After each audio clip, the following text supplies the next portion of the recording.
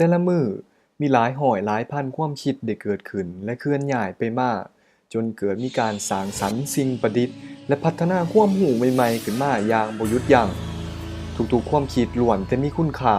และเราอยากให้พวกมันถูกถ่ายทอดออกมาอันน่ะเป็นจั่งใดอันตัวที่เราก็ฟังจบไปหั้นเนาะอันนั้นแม่นคลิป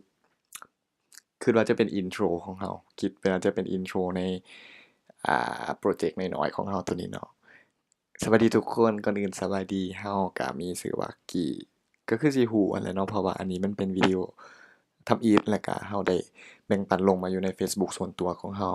ก็มื้ออันนี้แม่นคลิปวิดีโอที่เฮาอยากมาถามทุกๆคนเนาะว่าถ้าสมมุติว่าเฮาจะเฮ็ดคลิปเสียงในลักษณะนี้ออกมาเพื่อเป็นการแบ่งปันความรู้ความคิดและก็ประสบการณ์ต่างๆที่เฮาได้ไปประสบพบเจอมา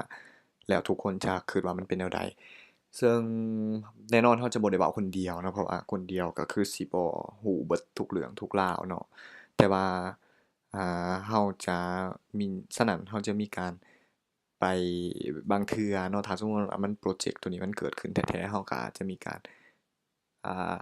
เซิร์ชเนาะใช้คำว่าเซิร์ชก็คืออาจจะเป็นการเอาไปเซิร์ชเอาผู้ที่มีความรู้ทางด้านนั้นเนาะหรือมีความรู้หรือความคิด ที่แบบดีๆหรือว่าเป็นความผู้ที่มีความรู้คักๆกันจั่งซี้นะมาเพื่อมาแบ่งปันความรู้กัน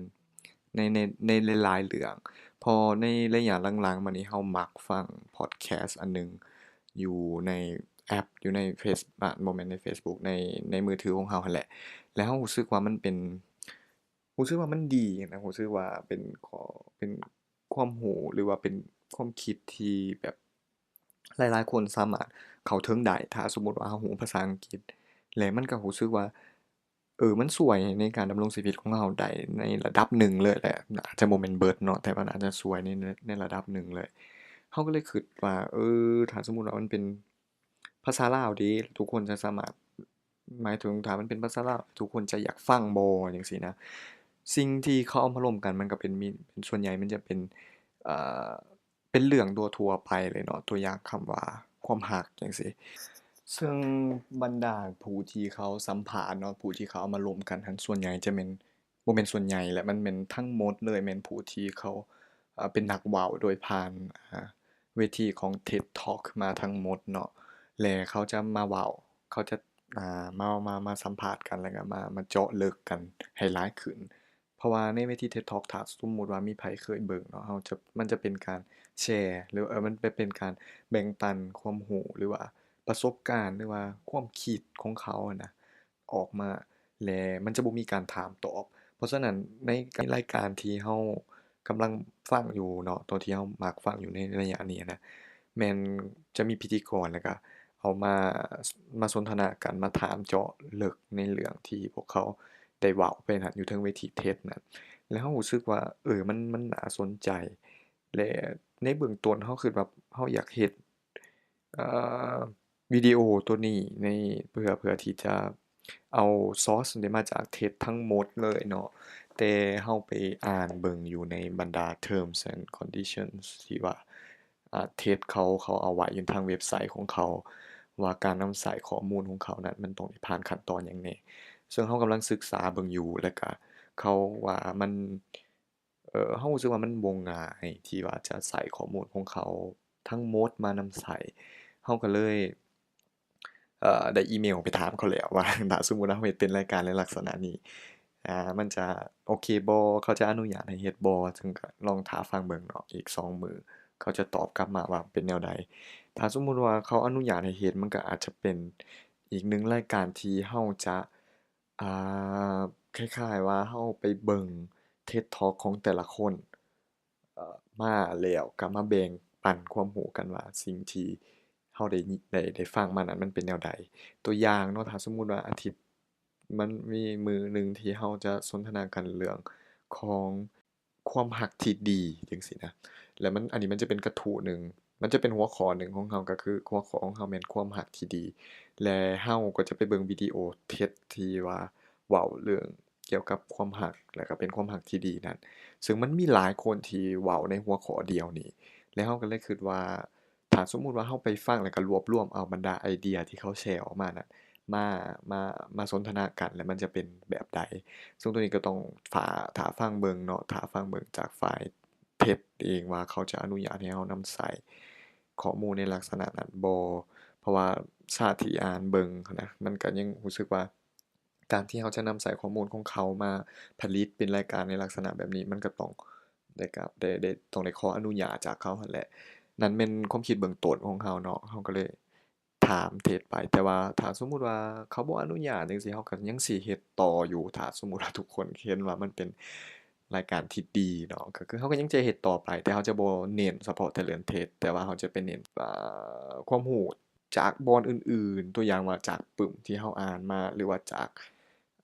สิ่งที่เราได้ไปประสบพบเาะมาโดยตรงเนาะ เราก็จะมาแบ่งปันกันและอีกอย่างหนึ่งในสิ่งที่เราอยากเว้าออกมาเนาะในรายการที่เราจะเว้ามันจะบ่เป็นรายการที่เป็นโลกสวยงามแม่งกระเบื้อบินตอมจังซี่เนาะมันจะบ่แม่นในลักษณะนั้นเนาะแต่มันจะเป็นในรายการในลักษณะที่ว่ามาอธิบายว่าหรือบ่ซั้นก็มาถามเจาะจิ้มกันว่าในการในสิ่งที่เราเฮ็ดลงไปนั้นนะสิ่งใดสิ่งหนึ่งหั้นน่ะมันเป็นสาเหตุมาจากหยังเนาะญ้อนหยังจังซี้นะตัวอย่างว่าสมมุติว่า เฮาสิร่วมกันเรื่อง topic เรื่องความรักจังซี้เฮาก็อาจจะมาร่วมกันในลักษณะว่าเป็นการอธิบายพฤติกรรมของเฮาที่มันเกิดขึ้นมาในตอนที่เฮามีความรักอะเนาะตัวอย่างว่าเป็นหยังเวลาเฮามีความรักแล้วเฮาคือมีกำลังใจหลายขึ้นเป็นหยังเฮาคือมีความสุขหลายขึ้นหรือบ่ซั้นในทางตรงกันข้ามเนาะเป็นหยังเวลาเฮามีความรักแล้วมันคือเฮ็ดให้เฮาทุกข์ใจหลายขึ้นเป็นหยังเฮาคือมีอาการหึงหวงจังซี้นะอันนั้นเป็นพฤติกรรมที่มันเกิดขึ้นแล้วเฮาอยากรู้ว่าอ่า สิ่งที่เขาจะนำมาอธิบายของเราเนาะแขกที่เราจะรับเชิญมาร่วมนำหรือว่าเราเองมุมมองของเราเองว่าในการตอบว่าในการให้เหตุผลว่ามันเป็นแนวนี้มันเป็นญ้อนหยังจังซี้เราจะมาร่วมกันในเรื่องนี้หลายกว่าเนาะแทนที่จะเป็นการมาบอกว่า1เราต้องเฮ็ดแนวนี้2เราต้องเฮ็ดแนวนี้3เราต้องเฮ็ดแนวนี้มันคล้ายๆว่ามันง่ายๆโพดหั้นนะแต่อันนี้อยากรู้ว่า เหตุผลของเราในการตัดสินใจกระทำสิ่งใดสิ่งหนึ่งลงไปนะมันมีหยังอยู่เบื้องหลังการตัดสินใจเหล่านั้นซึ่งมันอาจจะเป็นการผสมผสานระหว่างการให้เหตุผลทางวิทยาศาสตร์แหน่ทางปรัชญาแหน่ทางแนวความคิดส่วนตัวแหน่จังซี้บ่เป็นหยังเนาะแนวความคิดส่วนตัวก็บ่เป็นหยังแต่เราอยากรู้เหตุผลของเขาว่าเป็นหยังเขาจึงเฮ็ดแนวนั้นการกระทำของเขาออกมาแนวนั้นญ้อนมันมีเหตุผลใดจังซี้นะซึ่งตัวนี้มันเป็นสิ่งที่จะเกิดขึ้นอยู่กับรายการของเรา ส่วนสำหรับผู้ที่คาดหวังว่าจะมาฟังรายการแล้วก็ได้10วิธีในการดำรงชีวิตที่ดี10วิธีในการกลายเป็นคนหังภายใน1ปีจั่งซี้น่ะบ่มีเนาะคือสิให้บ่ได้ดอกเนาะคือสิบ่สามารถหาผู้แนวนั้นมาล้มได้แต่เราก็สิแชร์เนาะว่าแนวความคิดของเขาเบื้องต้นเป็นหยังเขาคือคิดแนวนั้นเป็นหยังเขาเฮ็ดแนวใดเขาจึงเฮ็ดแนวนั้นจังซี้นะเราอาจจะมาล้มกันในเรื่องนั้นหลายกว่าแล้วเราอาจจะมาคิดว่าอาจจะมาล้มกันว่าเอ่อเขาคิดแนวนั้นมันเป็นไปได้แท้บ่ในสถานการณ์ของคนลาวเราในปัจจุบันนี้จังซี้นะมันจะเป็นการถามตอบเจาะจี้แล้วก็วิเคราะห์กันหลายกว่าที่จะมาแนะนำให้ทุกคนไปปฏิบัติตามเพราะว่าแน่นอนสิ่งที่เราจะนำมาเผยแพร่เนาะในอนาคตนี่มันบ่แม่นสิ่งที่ทุกคนจะสามารถนำไปใช้ได้หมดก็คือเราฟังเบิ่งตัวใดที่มันเราสามารถ นำไปใส่ได้เราก็เอาไปก็ตัวใดมันใส่บ่ได้เราก็ยาหั้นนะก็ฟังไปซื่อๆหรือบ่ซั้นก็บ่ฟังในตอนที่เราบ่มักนั่นน่ะแล้วก็คำคิดคำเห็นยังสิเป็นสิ่งที่สำคัญหลายที่เราต้องการเนาะเพราะว่าเราจึงสิได้รู้ว่าตัวใดแหน่เราสิได้เอาไปปรับปรุงตัวใดเราสิอ่าแก้ไขจั่งซี้พร้อมเดียวกันนั้นบรรดา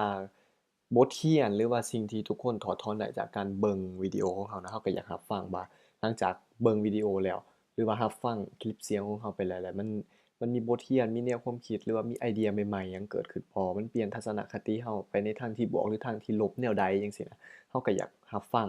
ในจุดนี้จากทุกๆคนเลยเนาะ